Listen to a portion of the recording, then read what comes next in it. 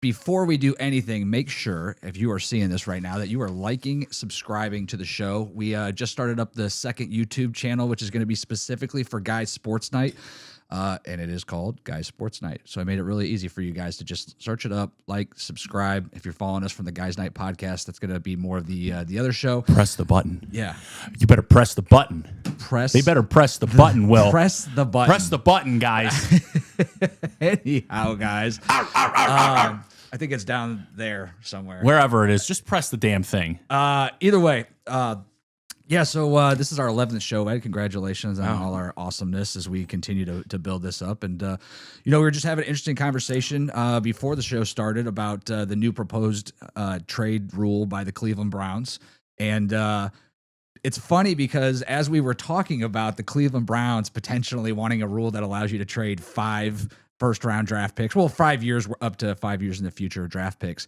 We talked about the NBA, who has the limit of, was it 7 years? It was 7 years, yeah, we agreed on that. And how did that's what the rule technically said, and how it got started, Will. Yeah, how it got started. Would you believe that it started in Cleveland? Of course. All terrible things lead back to Cleveland. All terrible roads lead back to this putrid-ass city. So the Stepien Rule, if you aren't familiar, is a rule that the NBA made where you couldn't trade multiple picks back-to-back years. And the reason that was put into place was because Cleveland made so many bad picks where they traded their 82, 83, 45, and up to 86 first-round picks away for marginal talent. So the Cleveland Browns proposed the trade, or proposed a new rule, which will be voted on, I believe, this it was week. 1984. 84, I'm sorry. So, yeah, the Cleveland Browns, like the Cavs, want to do some crazy trades, so they came up with the idea that you could trade up to 5 years into the future, which I think has a lot of merit and benefits to it. I think everybody was looking at it like, oh, we could get 5 years of first-round picks for Myles Garrett, or we could trade 5 years of first-round picks for the quarterback that we need next year. Right. But ultimately, I think the benefit of that is really staggering those first-round picks, right?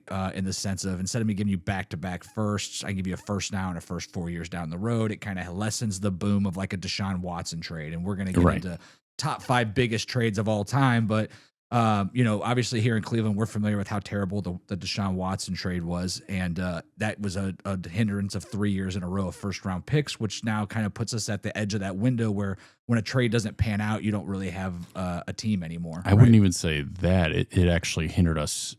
Draft pick-wise, yes, 3 years. But, I mean, we're going on almost a decade of where that man is still going to be on that payroll. I like the ability and the flexibility to have that, so you can have some variability. Like, okay, like we don't know what anybody's team is going to look like down the line. I just want to make sure none of us get confused here. There's only one Les Snead. Okay, nobody else can do that. He has just generationally said, "Fuck them picks." Okay, and traded them all away. And you want to know the only first round pick that he's kept? You know who that ended up being? No, Jared Verse. Really? Yeah, I'd get rid of those picks too. I mean, hey, it worked out. Dude. He won a Super Bowl. They were at 2 Super Bowls. They won one. I mean, I'll take it. So you guys tuning in. This is Guys Sports Night. We're based out of Cleveland, Ohio. Appreciate you guys hopping on for a few minutes, and hopefully you like what you hear. But so anyway, Cleveland comes up with this proposal. It's potential to draft or to trade up to 5 years in the future's draft picks away. Once again, everybody kind of looked at it as like, oh, this is to make a big trade, like a push for a quarterback or trade away Myles Garrett, get multiple years of picks. Right. And maybe that has something to do with it. But I think there's an ultimate strategy in the sense of, let's talk about a Myles Garrett trade, for instance. Right now, if you trade 2 to 3 first-round picks, he's got a trade clause. He's not going to go to a 3-12, 14 team. And frankly, a 3-14 team is probably not going to trade for him.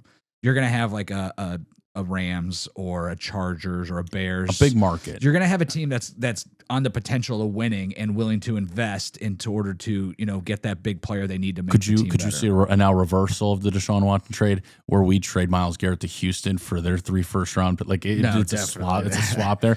Well, because you got to think he's from Texas, and it makes sense. He's from Texas. I'm pretty sure he's a Cowboys fan. I don't think they need a defensive end. That defense is so stout. Defense is nasty. That defense is nasty. But you know who does need a defensive end, believe it or not? The Cowboys. Yeah. And Myles Garrett is a Cowboys fan. I mean, that would be, so here's an idea though. So when you're talking about that, right, as the team who's trading away Myles Garrett, if you were in that instance, or even like the Rams or something, when you're getting those first rounds back from a contender, do I really want, let's say it was 3 first round picks, do I really want the Rams next 3 first round picks? No, because you know they're going to be win. at the end of they're going to be at the end of the first round. But I can take 2 first round picks from years 4 and 5, and at that point they might not have a quarterback. They might have Myles Garrett towards the end of his career. Like now all of a sudden I can start taking guesses and strategies of like, all right, is it more likely that this is going to be a top 10 pick versus a top, or back 20 pick like right now would be? I think we could safely say the smarter GMs with this type of flexibility are just going to become smarter with this stuff. Sure. Whereas the dumber GMs, or the less qualified, I should say, I don't want to be disrespectful. These guys are much smarter than me here, are just going to make less intelligent decisions. Yeah, I mean, you're gonna we're gonna talk about these trades later when we do top 5 trades, and I've got some boomers on there where you're gonna see trades where the boomer like you, or boomer like Kaboom, like in the sense of where it worked out, where strategy played down the road, played a bigger part in the win, versus where some a whole bunch of draft picks up front did not work, for instance.